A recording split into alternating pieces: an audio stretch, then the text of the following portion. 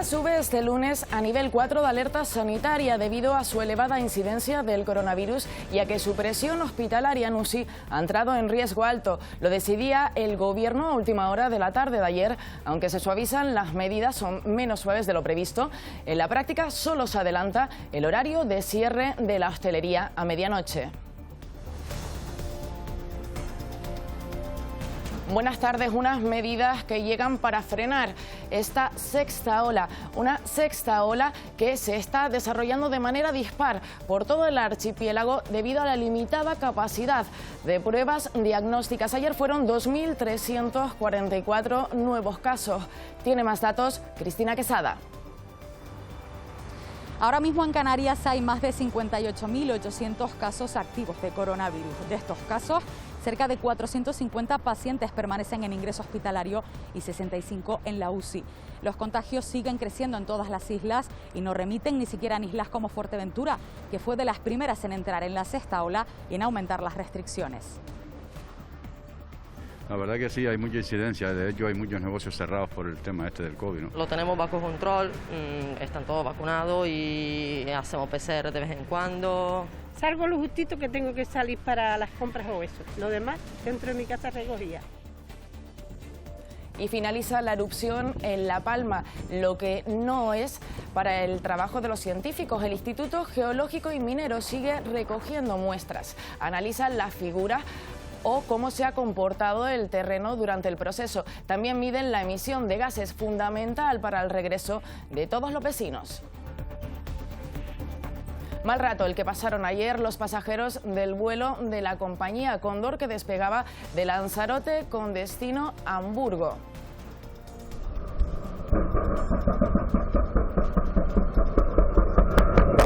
Es el estruendo que hacía el motor averiado tras el choque del avión con un ave. Los pasajeros pudieron grabar desde dentro cómo el motor comenzó a despedir fuego. No hubo que lamentar daños personales. El sentimiento de soledad es uno de los grandes problemas a los que se enfrenta la población mayor en Canarias. Varias cooperativas buscan terrenos para construir las primeras comunidades de convivencia. Los residentes compartirán zonas comunes y servicios. Ya hay lista de interesados.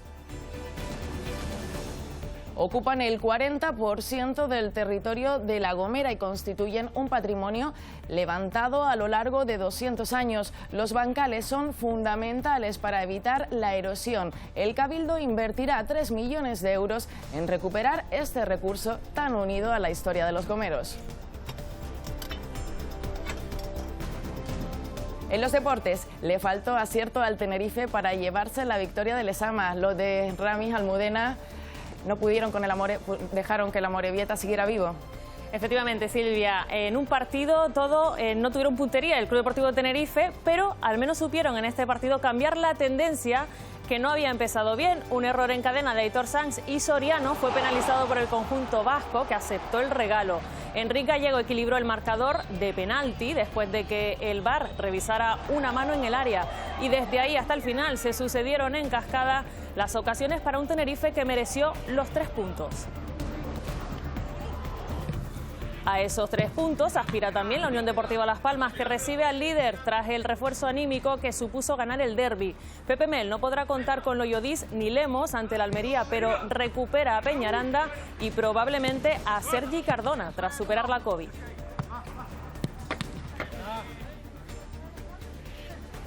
En poco menos de 1 hora y media comenzará a rodar el balón aquí en La Palmera en el partido que enfrenta al Granadilla, Tenerife, Gatesa y al Fútbol Club Barcelona. Un encuentro en el que el equipo canario quiere acabar con una racha casi estratosférica del equipo catalán. A las 4 aquí en directo en Televisión Canaria se podrá seguir el partido.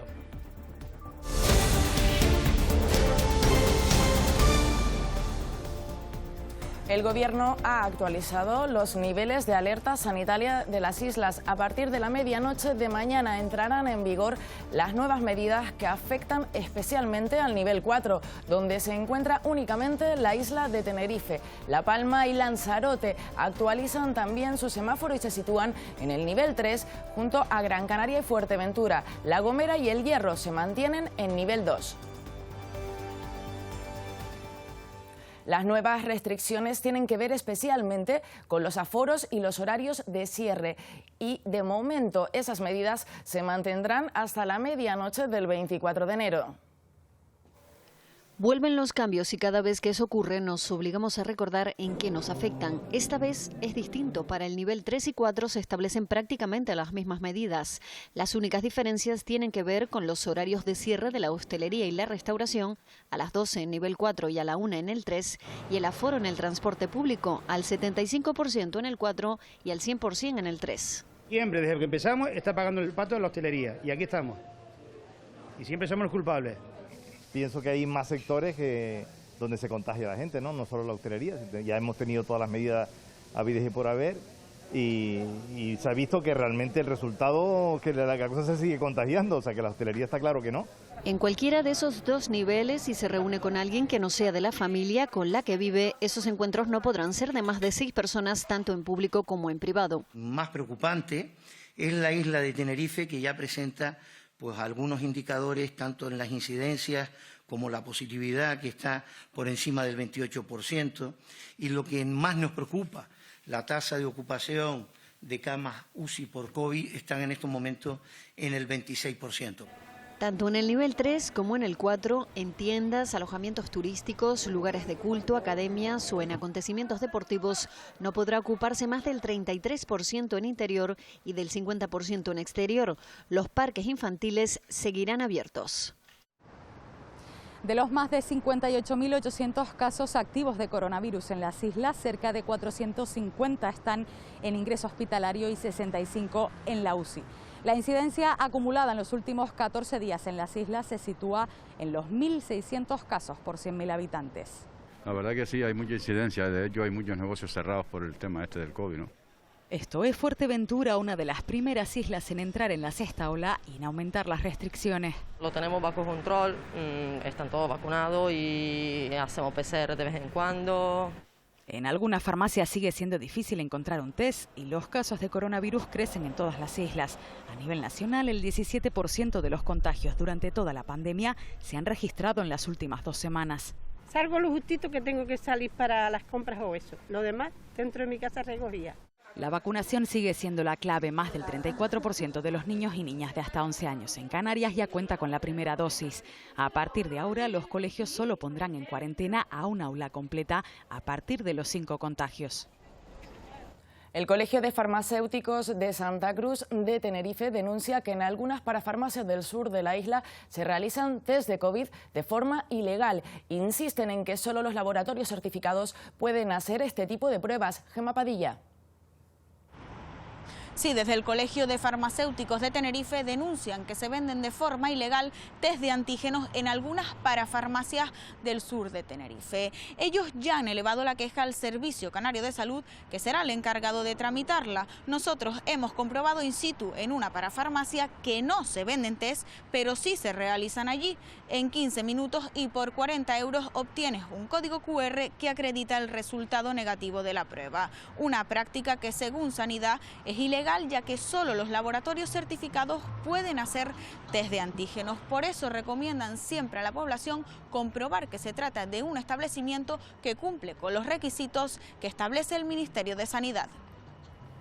Y fuera de Canarias, el gobierno británico ha recurrido al ejército para cubrir las bajas por coronavirus en los hospitales. La ausencia de personal sanitario se ha disparado por la variante Omicron. 40 médicos, militares y 160 auxiliares ayudarán a suplir la falta de personal durante las próximas 3 semanas.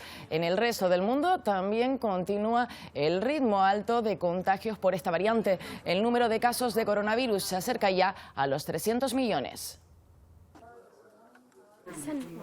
Uno de los aspectos que durante esta pandemia ha castigado al mundo de forma significativa ha sido el reparto equitativo de vacunas. A día de hoy todavía existen países que no han recibido ni una sola dosis para su personal sanitario y población más vulnerable, mientras que, sin embargo, otros ya están con la dosis de refuerzo. Esto no puede volver a pasar. Es necesario un mecanismo global, internacional, que evite el acaparamiento de tratamientos, de vacunas, de diagnósticos. Que los estados que han invertido establezcan cláusulas para asegurar que estas vacunas tengan un reparto equitativo a nivel mundial es tan solo una de las líneas de trabajo a tener en cuenta. Pensamos que es interesante, por un lado, que se hagan públicos y se compartan los costes y los precios de la firma de los contratos de los estados con las farmacéuticas. Al concentrar los recursos en atender a esta pandemia, se han dejado de lado otras cuestiones todavía más preocupantes. Se ha registrado el récord histórico de diferencia entre las solicitudes de fondos para atender muchas otras necesidades y los desembolsos finalmente realizados en muchos casos, lo cual significa crisis humanitaria sin atender. Durante los últimos años se han desatendido muchas crisis de largo recorrido como la de Afganistán, lo que ha derivado en que haya aumentado el número de personas desplazadas forzosamente, 82,4 millones a finales del 2020, un récord histórico. A pesar de que la crisis sanitaria araña algunas décimas a la esperanza de vida, seguimos viviendo muchos años y con calidad. Muchos mayores desechan la opción de vivir en residencias y se plantean envejecer en comunidades con otros jubilados. Hablamos del fenómeno conocido como cohousing. Ellos son posibles residentes del primer cohousing de Canarias. Ya hay casi una decena en funcionamiento por toda España. Un edificio o un espacio donde hay viviendas individuales, pero a la vez hay zonas colectivas. Eso que te permite que tú tengas tu privacidad, pero a la vez compartes con el resto de las personas que estamos en ese espacio. Podrá contar con hasta 25 viviendas y no es necesario un mínimo de edad. El objetivo es crear una comunidad. Esa es la convivencia, el evitar la soledad, el llevar una vida más sana, porque formas parte de algo más grande de lo que es tu familia. Está autogestionado por la totalidad de las personas socias de la cooperativa. No hay una persona, no hay un promotor que es el que construye. Ahí todos estamos al mismo nivel, no hay jerarquía. Y ya con un terreno donde construir. Trazamos una hoja de ruta hace 2 años y se está cumpliendo. El objetivo es que finales del 2024 podamos estar viviendo ya en nuestra cooperativa. Una comunidad con todo lo que implica. Si necesitas ayuda, llamas a uno, si necesitas que te escuchen en un momento determinado, llamas a otro.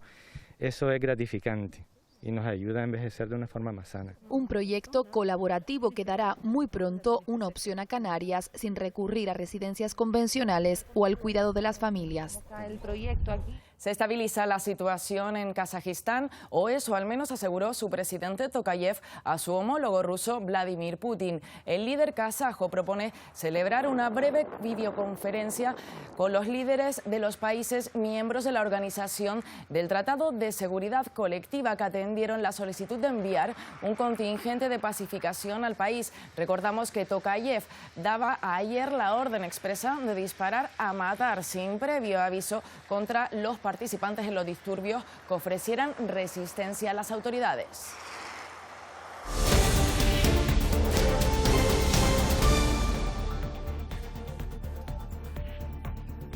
Y un día más nos vamos hasta La Palma, que poco a poco recupera la normalidad. La sismicidad se mantiene en niveles muy bajos, apenas 6 terremotos en las últimas 24 horas. La calidad del aire, Yolanda Gómez, también se mantiene en niveles buenos.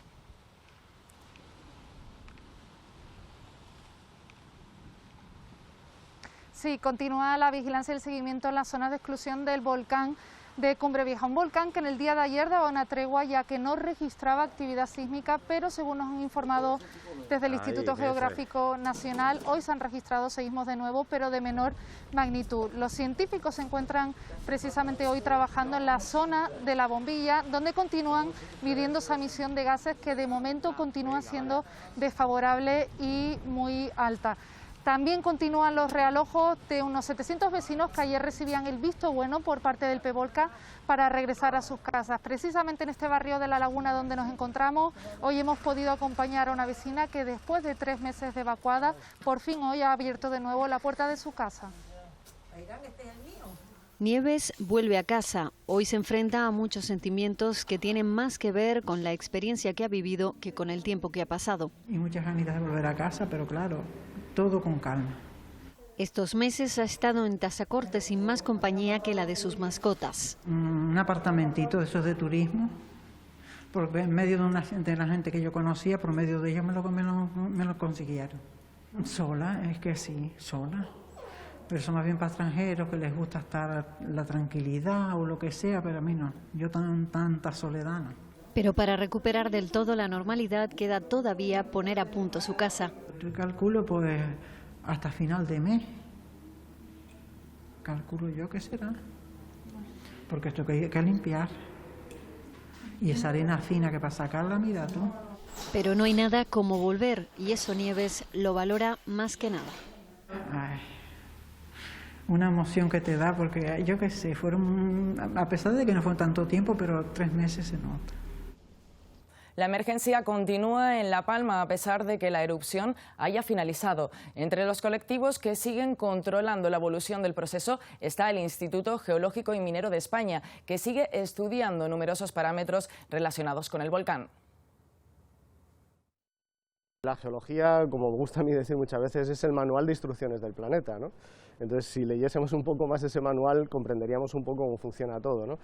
El volcán de Cumbre Vieja será una enciclopedia que consultar en futuras erupciones volcánicas, pero en el presente la emergencia continúa en el entorno donde los vecinos comienzan a regresar a sus casas. Estudio de la estabilidad de esos taludes cercanos a las coladas, de las temperaturas y pues para crear un perímetro de seguridad. A partir de la gran fractura que generó el origen de la erupción, vinieron otras alineadas y visibles desde el aire. Otras fisuras de menor tamaño también preocupan sobre la colada. Si yo aprieto mis manos así, la unión de mis manos no se abre. No se abre y por aquí no sale absolutamente nada. Sin embargo, si yo aprieto desde arriba, mis manos se abren y por ahí puede producirse el ascenso de esos gases. Entonces es muy importante conocer los esfuerzos tectónicos y la orientación de las fallas. Los estudios continuarán durante años. La isla se ha convertido en un laboratorio para una ciencia que en este tipo de eventos adquiere conocimientos de forma acelerada. A lo largo de todo este proceso eruptivo ha sido y sigue siendo fundamental la colaboración de voluntarios, como nuestra siguiente protagonista, una vecina de Fuencaliente que a sus casi 70 años no ha dejado de ayudar ni un solo día desde que comenzó la erupción. Y hay veces que llego agotada y yo digo, que va, mañana imposible, mañana descanso. Pero cuando llegan las 4 de la mañana, las 5 de la mañana, no, que va, tengo que ir a ayudar a esta gente, me levanto, tengo que ir a ayudar a esta gente, imposible. Y cuando llego aquí ya no siento cansancio. Y con ese espíritu, Felita afronta su día a día desde hace más de 3 meses sin fallar ni uno solo, ayudando en una emergencia que aún no ha concluido. Actualmente, apostada en los márgenes de la zona de exclusión, controla la seguridad en el acceso de los regantes y propietarios que están acudiendo a limpiar sus casas. Apunto la matrícula, el teléfono y su nombre. Y yo estoy en contacto con ellos. Los llamo, les pregunto cómo están, si están bien. Para esta voluntaria de Fuencaliente y 67 años, la recompensa es la alegría de sus vecinos y no ha dudado en aflojar lo que estaba en su mano para darles un poco más en una situación tan adversa. Solo podían entrar 45 minutos, tenían que estar acompañados permanentemente con nosotros y yo procuraba en vez de 45 minutos dejarle 1 hora. Poquito más. Y ahora, tras más de 3 décadas colaborando en acciones de ayuda a los demás, Felita cierra el día con la esperanza de que se haga realidad cuanto antes aquello por lo que lleva 3 meses luchando, el ansiado retorno a las casas. Ya hay muchos que pueden venir a las casas, aunque muchos no tienen agua, pero bueno, por lo menos ya pueden entrar y ir limpiando. La subasta de productos donados de personajes relevantes de la vida social, cultural y deportiva para paliar las consecuencias de la erupción volcánica continúa a través de La Valientes. Este sábado ha concluido la subasta de las camisetas firmadas por los tenistas Carla Suárez y Rafa Nadal. Más de 200 euros obtuvo la pieza de la Olímpica Canaria y más de 1.500 la del múltiple campeón de Roland Garros. Los productos siguen llegando a la web, donde se siguen abriendo nuevas pujas.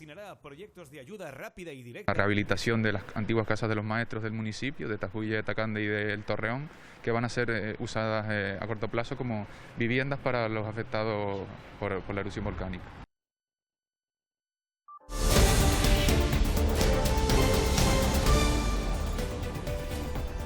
Y jornada de tiempo variable en el archipiélago. Resiste la nubosidad del alisio por el norte de las islas, pero ya se empieza a notar una ligera calima en la mitad oriental. Mañana esa calima será la protagonista en todo el archipiélago, igual que el viento que soplará del sureste. Les damos más detalles en unos minutos.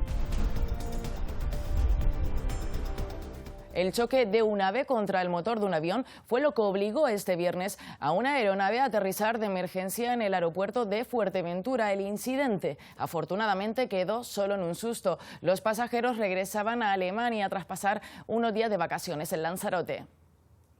Un avión de la compañía Cóndor despega del aeropuerto de Lanzarote con destino a la ciudad alemana de Hamburgo.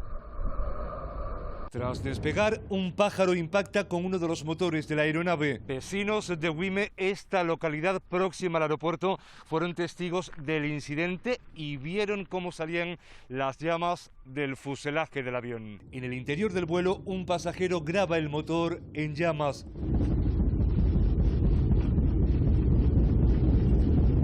Así se ve y así se escucha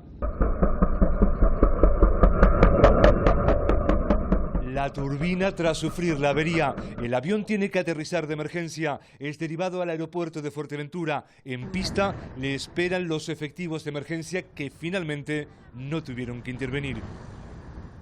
El Tribunal Supremo ha condenado a Mapfre al pago de 3,8 millones de euros a cerca de 40 familias afectadas por el accidente de Spanair. Es la mayor cuantía reconocida hasta la fecha. En la sentencia, el Supremo ha mantenido su criterio de aplicar baremo vigente para accidente de tráfico para un aumento del 50%. La Asociación de Afectados lamenta que el alto tribunal no haya aceptado consultar a su homólogo europeo acerca del régimen de indemnización vigente en España, un régimen que rechazan los familiares de las víctimas. El pasado año, 1.004 personas perdieron la vida en accidentes de tráfico en España. Son los mejores datos de la serie histórica, que no tienen en cuenta las cifras de 2020 y mejoran notablemente las de 2019. Osiris Albas tiene más detalles.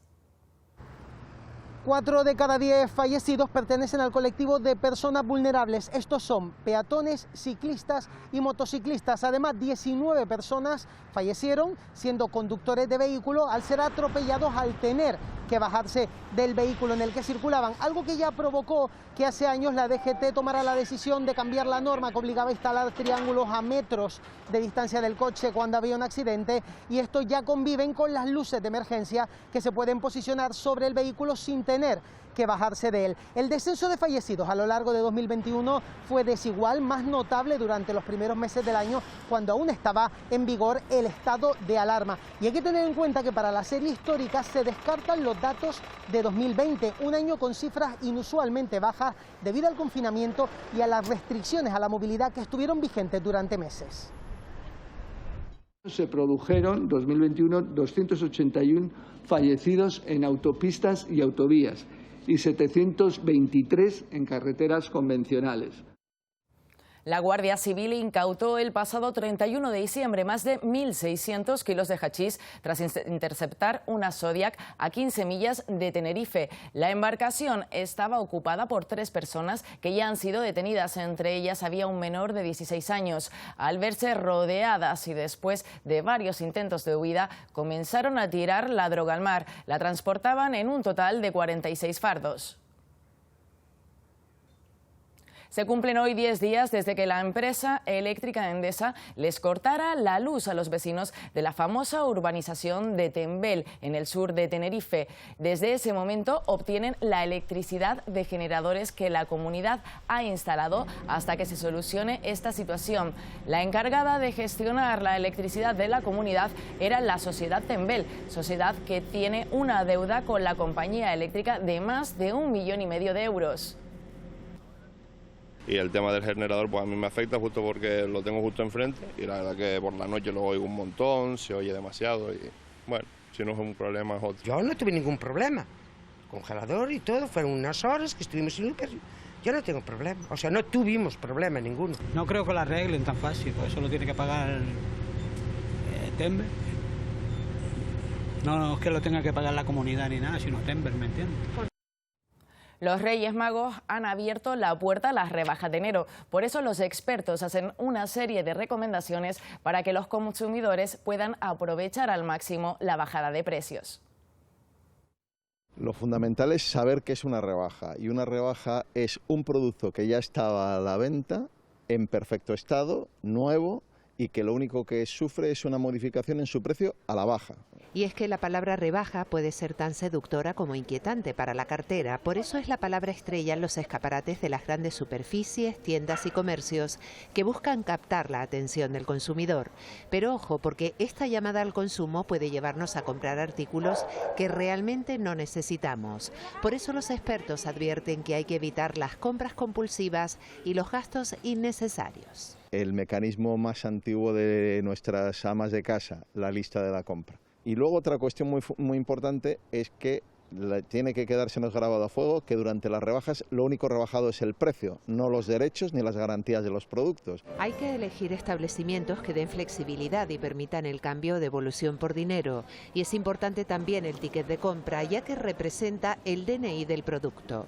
Y ya puestos a comprar, los consumidores buscan... El precio, ya que estamos en rebaja. El precio sí está rebajado, pero especialmente la calidad. En la calidad también. Mirar bien las etiquetas, lo que compramos, lo que no compramos.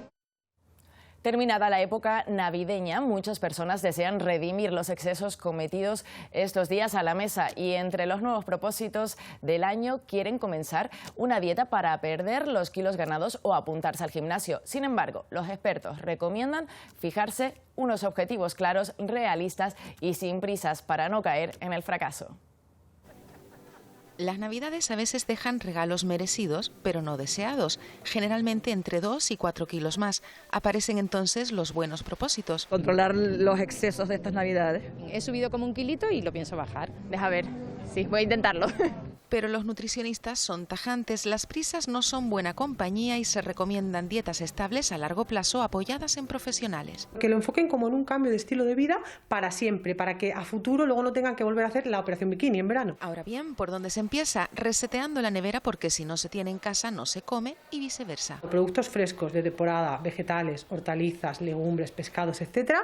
Obviamente eliminar todos aquellos alimentos ultraprocesados que todos sabemos los que son, ¿no? La bollería industrial y todo esto. A este cóctel le añadimos el ejercicio con la misma premisa, fijarse objetivos realistas. Por ejemplo, algo objetivo 3 días a la semana y cuando veamos que se mantiene durante el tiempo, pues progresamos y aumentamos ese tiempo de entrenamiento. La aspiración es una vida equilibrada y unos hábitos saludables con un ritmo paulatino para que no nos veamos abocados al fracaso. 3 millones de euros son los que el Cabildo Insular de La Gomera destina para recuperar los bancales. Son parte del patrimonio de la isla y sin los que no se entendería la historia de los gomeros.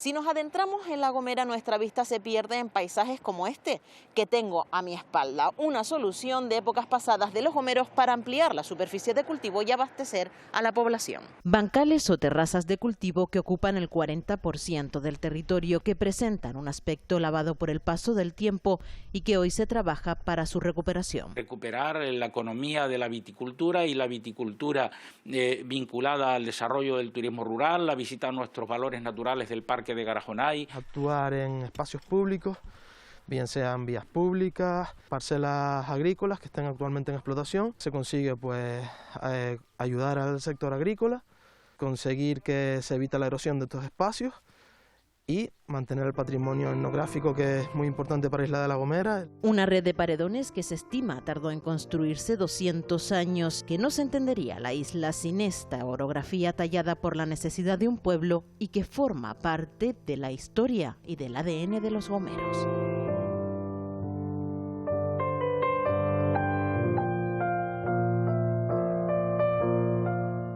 Armando Hernández Quintero ha dedicado gran parte de su vida a investigar y escribir sobre la emigración del hierro a otros países, una experiencia que él también vivió con su familia. Lo ha reflejado en el libro de poesía y ensayos y artículos. Ahora presenta su primera novela.